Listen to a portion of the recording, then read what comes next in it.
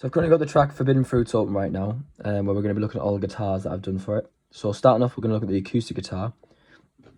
This was broken down into 3 parts, two recordings, one clean recording, and then a second recording that was then split into 2, panned hard left and hard right, and the right hand signal has been delayed slightly by a few seconds. This was done to make it sound similar to mid-side, which is a recording technique. To give the guitar that like presence in the middle, but also give it like room on the sides.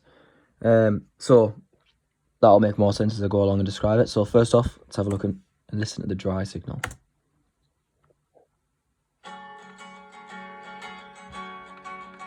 So here's the individual one. And here are the 2 sides. As you can hear, it's very quiet, but obviously when I add compressors and stuff, it brings all the levels up.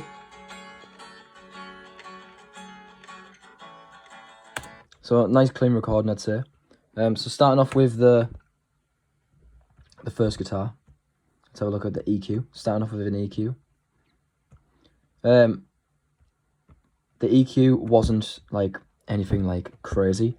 All I've done really for the EQ is I wanted that like that nice jangle and like the hearing of the plectrum.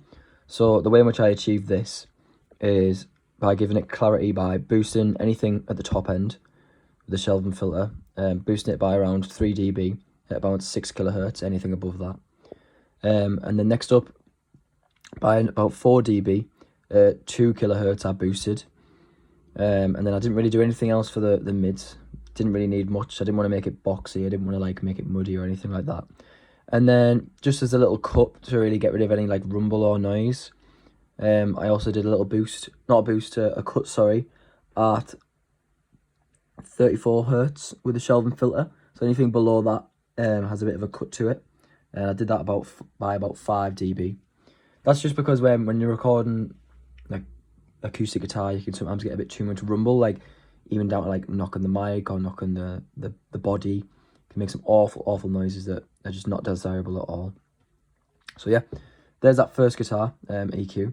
Then after that, I use a compressor to obviously then bring the level up. Actually, should we have a listen what the difference is when I add the EQ and then when I add the compressor? So this is with the EQ. This is without.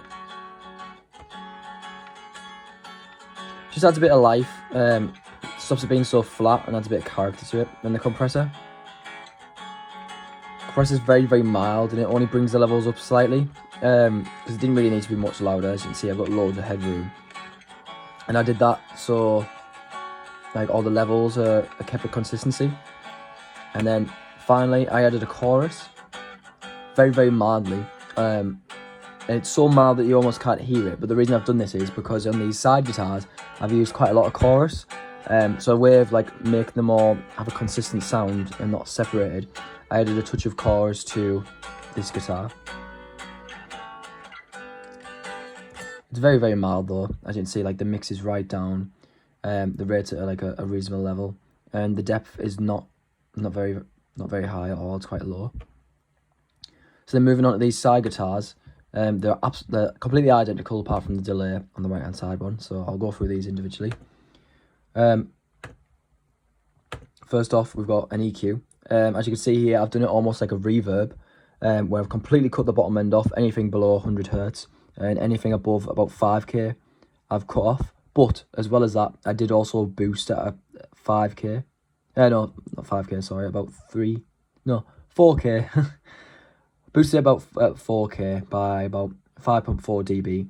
I did this again because I still want that like that little like clink of the plectrum and a bit more clarity, even though like I've cut out the top and bottom end just to give it a bit more boost.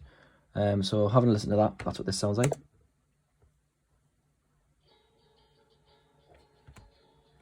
It's very quiet, so it only makes sense to then move on to the compressor.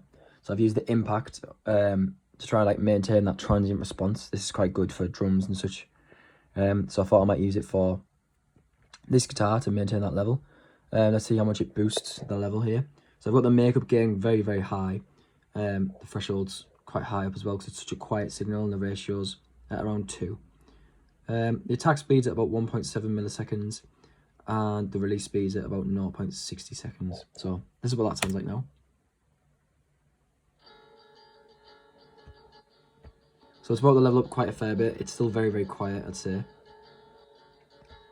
From there, I then added a saturator, which boosts the level a little bit more. Got that on the Swiss setting. I think the US one's a bit naff, not my cup of tea. I've got the drive quite high as well, really adding a bit of like crisp and like fuzz to the sound, whilst also boosting the output. Just add a bit of grit, a little bit of distortion to a clean tone can really make a difference, I think. And then finally, got the chorus, which is still quite low, but as you can see, the rate's slightly higher and the depth is a lot more higher than, say, like the first guitar. So if I combine that second guitar in now, the right hand side, with the exact same EQs and plugins on, with the only difference being this mod delay here, and I've done this as a way of delaying the right hand signal to make it sound more stereo, similar to how like overheads would sound, or again, like I mentioned, mid side. So I've done that by mono delay at about 35 milliseconds. This is what they sound like together. It's a bit like phasery and chorusy. And then this is with the delay on. Makes a huge difference to the sound. It makes it sound really, really chorusy and really nice. Then combined with that other guitar,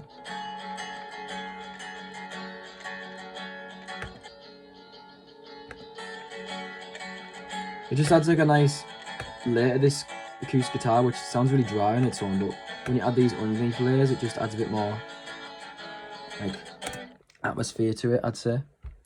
So that's part 1 of the guitars for Forbidden Fruits. I'm going to do it in several parts, I think, because of how many guitars there is, but yeah, that's the acoustic guitar.